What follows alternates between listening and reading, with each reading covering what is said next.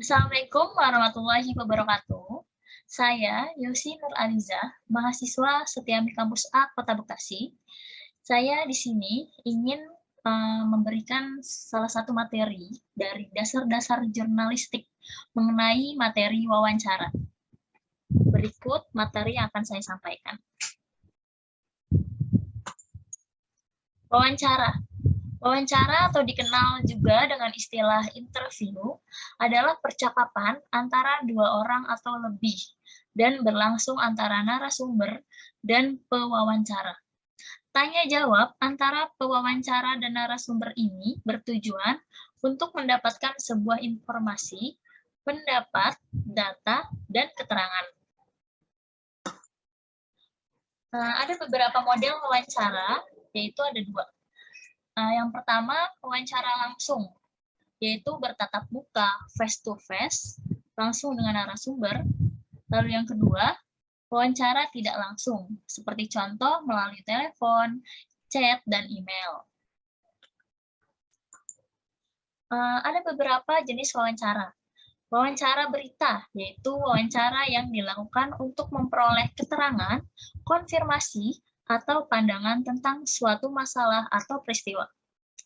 Lalu wawancara pribadi, personal interview, yaitu wawancara untuk memperoleh data tentang diri pribadi dan pemikiran narasumber, disebut juga wawancara biografi.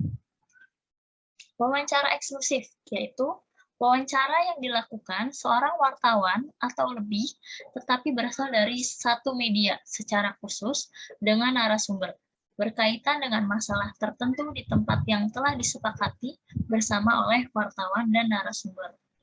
Lalu yang keempat, wawancara sambil lalu. Seperti contohnya itu wawancara tidak direncanakan secara khusus, tetapi berlangsung secara kebetulan. Seperti contohnya tokoh dalam suatu persepsi. Lalu wawancara jalanan, man in the street interview, yaitu dilaksanakan dengan menyetop atau menanyai di jalan berkenaan dengan suatu berita. Wawancara tertulis, written interview.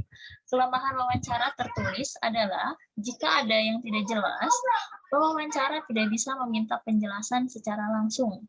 Wawancara program yaitu wawancara dalam waktu panjang dan dalam perbincangan itu dibahas secara tuntas atau mendalam tentang suatu masalah, biasanya disebut talk show.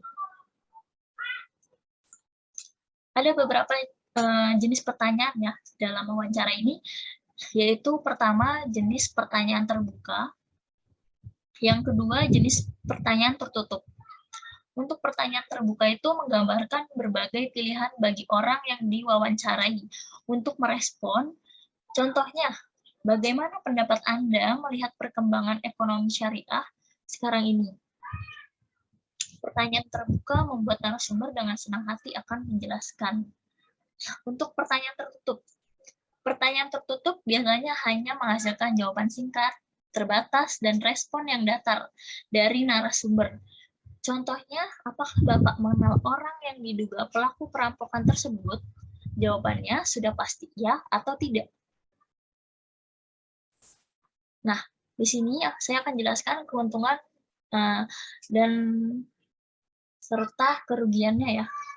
Keuntungan pertanyaan terbuka yaitu membuat orang-orang merasa senang dan tertantang untuk berpikir, lalu memudahkan pewawancara dan audiens mengetahui sejauh mana kompetensi dari narasumber melalui jawaban-jawaban yang disampaikan.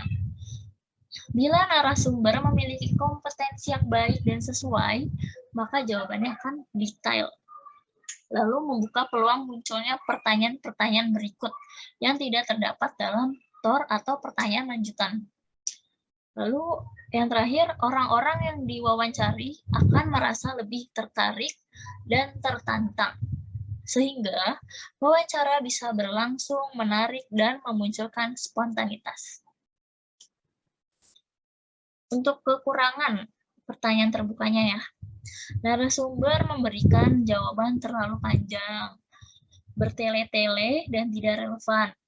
Lalu pewawancara akan kesulitan mengontrol jalannya wawancara karena narasumber yang sulit untuk dipotong ketika memberikan jawaban yang bertele-tele. Lalu yang terakhir, merugikan citra pewawancara karena dapat saja dianggap tidak siap menghadapi narasumbernya.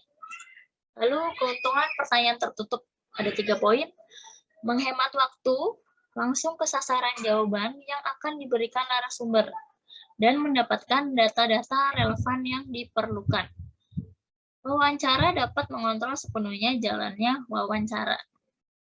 Untuk kekurangannya, membosankan orang yang diwawancarai dan bagi audiens. Tidak akan mendapatkan jawaban yang lebih detail, tidak terbangunnya kedekatan antara pewawancara dengan orang yang diwawancarai. Terima kasih.